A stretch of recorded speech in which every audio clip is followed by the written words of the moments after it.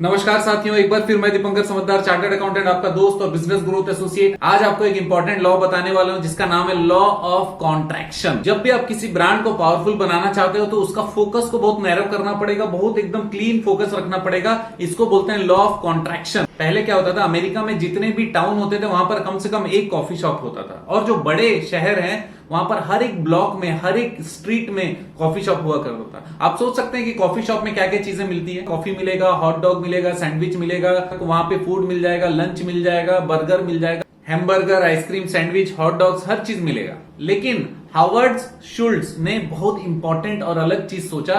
उसने बोला कि मैं केवल एक काम करने वाला हूं। उसने कहा कि मैं सिर्फ और सिर्फ कॉफी में स्पेशलाइजेशन करूंगा, और उसने कॉफी में स्पेशलाइजेशन किया। जितने प्रकार के कॉफी हो सकते थे केवल कॉफी पे ही उसने काम किया, और उनके जो शॉप है वो कॉफी के लिए फेमस माने जाने लगे।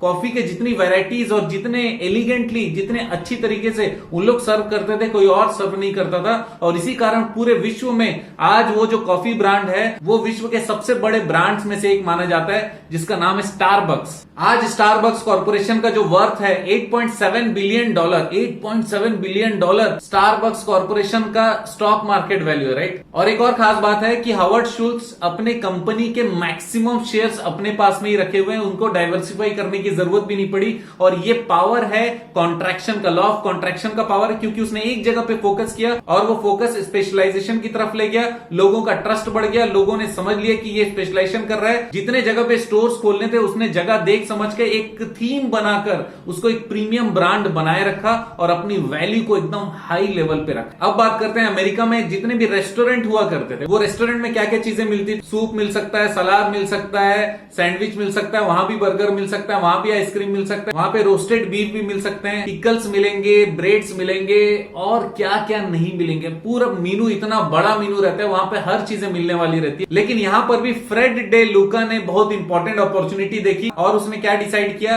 कि मैं सिर्फ एक चीज में ही स्पेशलाइजेशन करूंगा और उसी नाम से जाना जाऊंगा। और उसने केवल एक टाइप का सैंडविच, जिसको मरीन सैंडविच बोलते हैं, उस पर स्पेशलाइजेशन किया, और मरीन सैंडविच में सबसे बड़ा नाम उसने किया। और आज पूरे वर्ल्ड में सबसे बड़े चेन में आता है, और अमेरिका में 8वां सबसे बड़ा ब्रांड और पावरफुल ब्रांड है।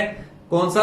सबवे। सबवे को हर कोई जानता है, उसके नाम से ही हम लोग को दिमाग में आ जाता है कि हम लोग फर्स्ट क्लास मरीन सैंडविच वहां पर खा रहे हैं। ऐसा फील होता है कि नहीं होता है? यस और नो? सबवे ऐसा कंसेप्ट है जिसको कोई भूल ही नहीं सकता, हर किसी को 100% याद रह जाता है। तो कॉन्ट्रैक्शन जब भी हम लोग करते हैं, फोकस जब बढ़ाते हैं, तो हमारा गुडविल बढ़ता है, हमारा ब्रांड बढ़ता है, हमारा वैल्यू बढ़ता है, और हम लोग कॉम्पिटिशन से बहुत ऊपर जाते रहते हैं, राइट। अब आपको मैकडोनल्ड्स के बारे में बताते हैं। जैसी मैकडोनल्ड जो बर्गर देता है वो बर्गर सुपर टेस्टी लगता है। हर किसी को लगता है कि जब मैं बर्गर खाता हूं तो उसके बीच से व्हाइट मेयोनीज सॉस भी निकल आता है, वहां पे चीज भी निकल आता है। इतना प्यारा बर्गर बनाती है मैकडोनल्ड। लेकिन उसी समय जब आपको पूरा ट्रे मिलता है, उसमें आपको फ्रेंच फ्राइज में उतना मजा नहीं आता, उसमें और किसी प्रोडक्ट में कुछ खास मजा नहीं आता।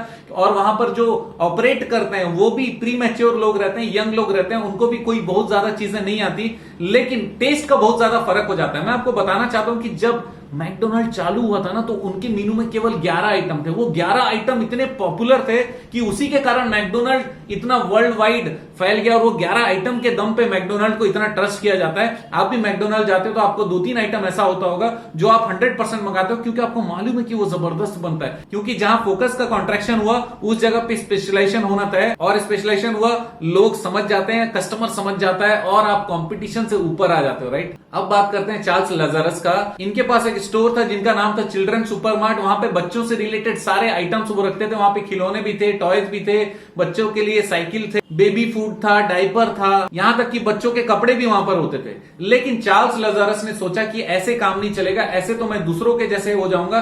तब उसने एक कंसेप्ट सोचा कि मैं सारी चीजें, फर्नीचर्स को निकालता हूं। उसने अपने सारे फर्नीचर्स निकाले, केवल उसने टॉयज रखा, और अपना जितना भी जगह था सबको टॉयज से भर दिया। टॉयज की मैक्सिमम वैरायटी से उसने फुल कर दिया, और आज उनका ब्रांड जो है पूरे अमेरिका में जितने भी टॉयज बिकते हैं उसका 20% शेयर इनके पास है। इसका मतलब पूरे अमेरिका का 20% सेल अकेले ये ब्रांड करता है। और इस ब्रांड का नाम क्या है? टॉयज आर अस। इस ब्रांड का नाम है टॉयज आर अस। और टॉयज आर अस का कंसेप्ट इतना जबरदस्त है कि कितने भी बड़े मॉल में चले जाओगे, वहां पर जितने भी टॉयज होंगे उसका 5 गुना टॉयज इनके पास में, उसके 5 गुना वैरायटीज इनके पास में होती है। क्योंकि टॉयज आर अस, इनका जबरदस्त कंसेप्ट था। आपको बता दूं कि वर्ल्ड वाइड माइक्रोसॉफ्ट का 95% शेयर है वर्ल्ड वाइड।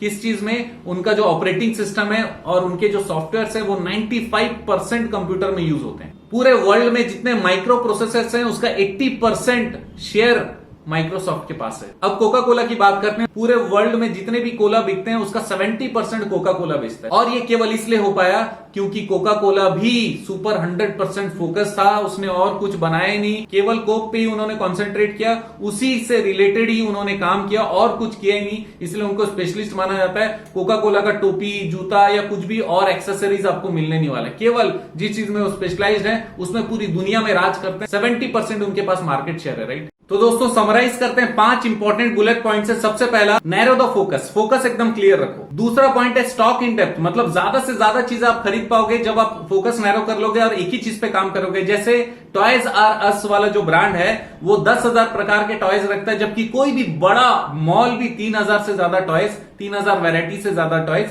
नहीं रख पाता। तीसरा है बाई चीप, सस्ता खरीदो। कमाता वही है जो सस्ते में खरीद पाता है। लोग जितने में खरीदते हैं अगर मैं उससे भी कम में बेच पाऊं तो फिर ये माना जाएगा कि आपका परचेजिंग पावर जबरदस्त है। तो चौथा है सस्ते में सेल करना। सेल हम लोग कम में करेंगे, दूसरों से भी कम में हम लोग बेच पाएंगे, क्योंकि हम लोग बहुत चीप में खरीद पा रहे हैं तो सस्ते में बेच भी पाएंगे और सही क्वालिटी का चीज भी बेच पाएंगे, जिससे हम लोग कंपटीशन में जबरदस्त तरीके से बने रहेंगे। और पांचवा पॉइंट है डोमिनेट द कैटेगरी। जिस कैटेगरी में आप हो उस कैटेगरी में सबसे बेस्ट आपको काम करना है, सबसे बेस्ट परचेजिंग करना है, सबसे सही हम लोगों को कंसंट्रेशन करना है और उसमें परफॉर्मेंस, क्वालिटी, रेट, हर चीज में हमारे पास ही आना चाहिए। लोग सोचे उस प्रोडक्ट या सर्विस के बारे में तो सिर्फ और सिर्फ हमारे पास आना चाहिए। तो दोस्तों कंपटीशन से ऊपर उठिए और अपने ब्रांड को जबरदस्त बनाइए, अपने बिजनेस को 4 गुना, 10 गुना, 100 गुना, 1000 गुना करने का प्लान बनाइए। अगर आपको कोई कंसल्टेंसी या हेल्प चाहिए तो हम हमेशा आपके बिजनेस को बढ़ाने के लिए तैयार हैं। और आप जानते हैं मेरा मिशन है हमेशा आप लोगों की मदद करना और समय पर सारी जानकारी देना। तो बने रहिएगा मेरे साथ। आपका दिन जबरदस्त और शुभ हो।